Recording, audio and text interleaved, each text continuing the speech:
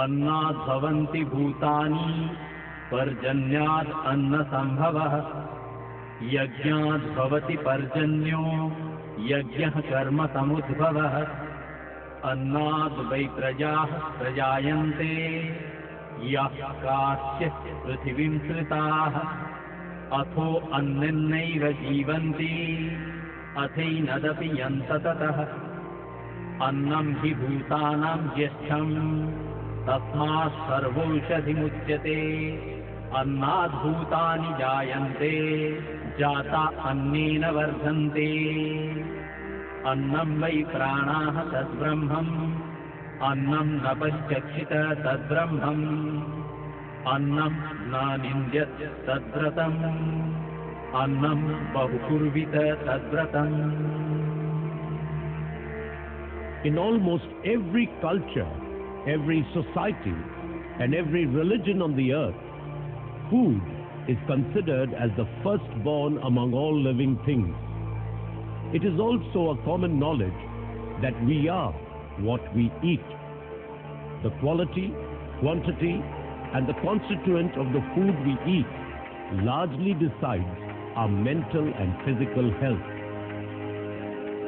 Hippocrates, the Greek philosopher and physician, in whose name the physicians take the Hippocratic oath, said, "Let thy food be thy medicine, and thy medicine shall be thy food."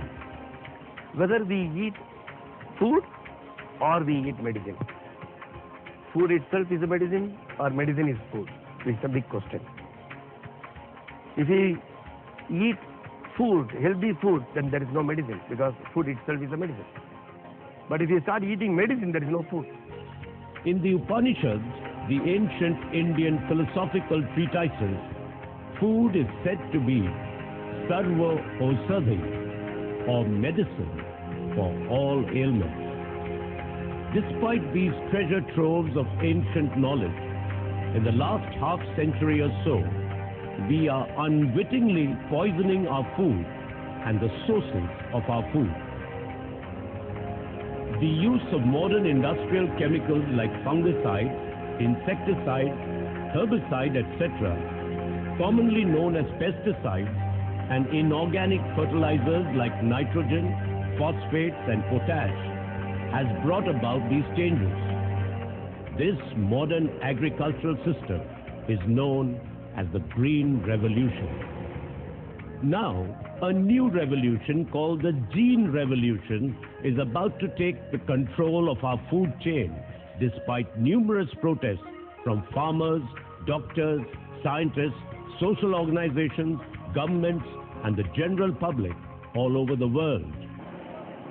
In Orissa, one of the states on the eastern coast of India, there has been an ongoing protest for the last few years against the trial of a gene revolution crop known as the BT brinjal and the cultivation of another crop, the BT cotton.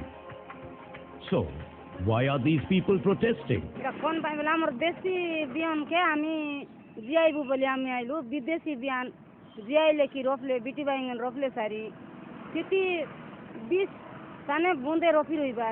সেটা আমার দিও ভিতরে ফুরলে আমি রোগ বাত হইলে মরি দিবি বলি চিটা ফাঁকে আমি বন্ধ করবা খাইলি সরকারকে কইবা আমি মন্ত্রী লাগে ফোন জানাইবু আমি বিটি বাইঙ্গন বিদেশি বিয়ান দান আমি বন্ধ করব আমকে দেশি বিয়ান লোড়া আমকে দেশি বাইঙ্গন আমি লোড়া আমি দেশি লোক আদিবাসী লোক আমি চিটা খাইলে আমার দিয়ে দিরছি আমি গা গড়ে সুস্থ হয়ে গেলি আমি কই মাহিক কোম্পানির বিহনকু ଆମ ଦେଶକୁ ପ୍ରବେଶ କରନ୍ତୁ ନାହିଁ ସେ ବିହନ ଆସିଲେ ଆମ ଦେଶୀୟ ବିହନ ଆମ ହଜିଯିବ ଆମର ପୂର୍ବର କୌଶଳ ହଜିଯିବ ସେଥିପାଇଁ ଆଜି ଆମେ ତଳନ କରୁଛୁ ଓଡ଼ିଶା ନାରୀ ସମାଜ ଯେ ଆମ ସେ ଯେଉଁ ଆଗର ବିହନ ଥିଲା ଆମ ଦେଶୀୟ ବିହନ ଦେଶୀୟ କୌଶଳ ଆମେ ପୁଣି ଆମ ପାଖରେ ଫେରେଇ ଆଣିବା ଆମ ଛୁଆ ପିଲାମାନେ ବି ଶିଖିପାରିବେ ସେମାନେ ବି ଯୁଗ ଯୁଗ ଧରି ଆମର ପିଲା ଛୁଆମାନେ ବି ସେଟା ଖାଇପାରିବେ ବଞ୍ଚିପାରିବେ.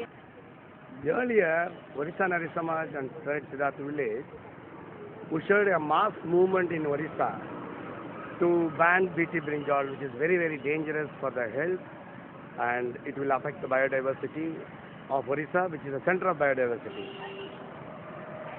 But with many protests all over the Orissa, in many blocks, the Minister for Agriculture almost banned and made a record in the State Assembly that it will be banned. But again, Monsanto's backdoor entry proves that OEAT is having now a trial, BT brinjal trial in their campus. So this is the last battle again. To ensure the consumers' movement this time, so that the consumers have the right to know what is about their own health. And if they consume, what happens? Actually, BT brinjal, the recent French scientists have proved they are tested with the cow, they are tested with the mice. Everywhere it is proving it has a health hazard. Apart from that, we have 400 varieties of indigenous seeds, and the indigenous seeds will be wiped out, and we will be depending on only BT brinjal, and we will have to purchase seeds from Monsanto. Ultimately, the farmers are going to pay the price for it, and the consumers will have to pay the price economically. Even health-wise also, they may have to get cancer even. Well, the health minister has expressed his reservations over the introduction of BT brinjal, or genetically modified eggplant, into the country. The vegetable is ready to be introduced in the Indian market, but scientists are still divided over the health risks that genetically altered food can pose. NDTV's Siddharth Pandey investigates. The battle for brinjal. Activists protesting against the commercial farming of genetically modified brinjal. They say independent studies have shown that BT brinjal may be a health hazard. The health minister too is cautious. And we don't want Indian people to go through the health problem. On health point of view, we're saying that all these GM foods, the GM, whether the primary or the processed food, should be tested here in India. There are lots of differences between normal and BT brinjal that are significant, but that Mahiko has dismissed them. In my perception, as a professional scientist connected both to agriculture and medicine, that these differences are very significant and we cannot ignore it. Despite the promise by the Chief Minister and the Agriculture Minister not to introduce the BT brinjal to Orissa, and without any permission to cultivate BT cotton in Orissa, the agricultural giant, the Mahiko Monsanto cartel, has made backdoor entry and is conducting the trial at the Orissa University of Agriculture and Technology. BT cotton is also grown illegally all over the state in the KBK district. Agricultural biotech companies like Monsanto claim that genetically engineered crops will solve the hunger and food problem of third world countries. Is there any truth in this assumption? Where is the connection between BT brinjal and hunger? People are not going to be fed brinjal and solving their problem of hunger. We need other things. So why should Mahiko or Monsanto get into BT brinjal? Is it really for solving the world's hunger or something else? Actually, they want their profit. India has already experienced the ill effects of this gene revolution crops, aka the genetically modified crops or the genetically engineered crops. It has not only wreaked havoc to the agrarian economy in various parts, it has also created unforeseen political and social consequences. Tens of thousands of farmers have committed suicide all over the cotton-growing region of the country. It has also brought down the NDA government against the predictions of the political pundits and against cliches of India shining. Till 2004 May, India was shining. The press refused to take note of the farmers' suicides. It refused to take note of agrarian distress. It kept shouting, India shining, India shining, India shining. And then, India stopped shining. 600 million voters went out and showed the world what electoral democracy was. They rejected the media, they rejected the pundits, they rejected the opinion polls, exit polls, entry polls. They just dumped the whole thing and changed the government. We had this fantastic spectacle last year where a gigantic fashion show is going on with 512 journalists accredited to cover it for a full fucking week.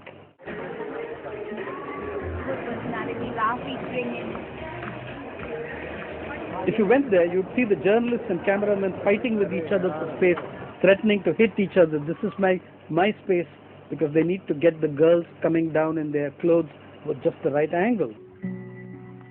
In the area that Nagpur is the main city, Vidarbha, more than 5,000 farmers have committed suicide in the last 6 years. According to the government of Maharashtra, 1,520 committed suicide in the year 2006. In just 1 year, 1,520 farmers committed suicide. You work out how many hours that is. Those 1,520 farmers who committed suicide, they're cotton farmers. While the fashion show shows models displaying cotton garments, the guys who grow the cotton are killing themselves 1 hour away. Not just the guys and the girls, husbands and wives and daughters and sons are killing themselves because the price of cotton has been destroyed by Indian government on the one hand and by American and European Union subsidies on the other hand. Genetically modified cotton, or BT cotton, was introduced during the NDA government. It was supposed that BT cotton will raise the production and profitability of cotton in the country. On the contrary, there were devastating crop failures, and it drove the cotton farmers into debt. Unable to pay the debt, many farmers committed suicide in the Vidarbha region of Maharashtra, in Andhra Pradesh, and in many other places of the country. A day earlier, Krishnabai had buried her husband Daulat, who committed suicide. He came home from the field and he collapsed. His mouth was smelling of pesticide, so we put him on a cart and took him to the hospital in town, but he died on the way. Daulat Tekam leaves a young daughter, his 38-year-old widow, and her elderly father. Besides monsoons and markets, farmers face another problem: Monsanto, according to Vandana Shiva. Every seed that is in the market in cotton today is linked to one company or the other, licensed and controlled by Monsanto. More recently, genetically modified BT cotton seeds were introduced by St. Louis-based Monsanto, licensed and sold under the names of well-known Indian seed companies. BT seeds are patented, so farmers aren't allowed to grow and replant them. They must be bought every year from the seed companies, which market them with film stars and even Hindu deities, says Vandana Shiva. Andre is learning that his new crop is not as disease-resistant as the ad said. That innocent farmer is grabbed by the agent who says, here's a miracle seed, it's going to double your income, you're going to be a millionaire, put your thumbprint out here. The farmer has no idea what he's signing on to. The farmer has no idea that 2 weeks down the line he'll have to come back for pesticide. That when the leaves will start shriveling up, the agent will say, no, you also needed irrigation. We didn't tell that to you in the beginning, so take a tube well loan, and here's another loan. The Monsanto company declined our requests for an interview. It did issue a statement that in part reads, while some may suggest that BT cotton is to blame, the fact is that there are multiple social, economic, and environmental factors that make agriculture challenging in India. Government is not helping these people at all. It's just some peanuts. So meager that you can't even call it help. People have lost all confidence in the leaders. Tiwari's organization tallies and posts pictures of the grim suicide toll in Vidarbha. He says the government priority has been the new urban high-tech-based economy. Orissa luckily escaped this calamity, as BT cotton was not granted permission to be cultivated in Orissa. Unfortunately, some contraband BT cotton seeds were smuggled from Andhra and planted in Orissa. Consequently, a few farmers committed suicide because of crop failure and burgeoning debts. The government of Mr. Naveen Patnaik took timely measures and averted its further consequences by seizing the illegal seeds and also by compensating the families of the farmers who committed suicide. This disaster was of such magnitude that the UPA government had to give a loan waiver to the farmers to the tune of rupees 80,000 crores or rupees 80 billion. This has averted the consequences of the gene revolution in India, at least temporarily. But still, the UPA government has not veered from the path laid down by the NDA government in introducing GM crops to India. It has neither banned GMOs nor put a moratorium on its cultivation in India. Opponents of GMOs, or genetically modified organisms, say it will have disastrous consequences on the biodiversity, agriculture, and the general health of the population of India, while proponents say it will solve the problems of hunger and poverty. So, what is this genetically modified organisms, and why is it having such powers to change the whole facet of our existence? Let's try to find out. Since millennia, farmers have recognized and diligently selected desirable traits in plants and animals and bred them to form new desirable varieties. This is known as natural selection. In this method, only plants and animals from the same or related species can be crossbred to evolve new varieties. Nature prohibits the outcrossing of unrelated species. Even when some related species outcross, the offsprings are sterile, as in the case of the mule, the offspring of the horse and the donkey. This is nature's way of preventing a genetic madness. Nature only allows vertical gene transfer, and it defends aggressively the possibility of horizontal gene transfer. In the last few decades, some recent advancement in science has allowed man to transfer genes, which is the smallest building blocks of nature, between unrelated species of plants and animals. Genes, the basic building blocks of nature, are the fragments of the DNA in order. DNAs are part of chromosomes. These whole things taken together are known as the genome. The genome of a species of plant or animal decides the specific makeup of the plant or animal, whereas a particular gene decides a specific trait of that species. Man can now isolate specific genes from a particular species and transfer it to another species. This is known as biotechnology or genetic engineering.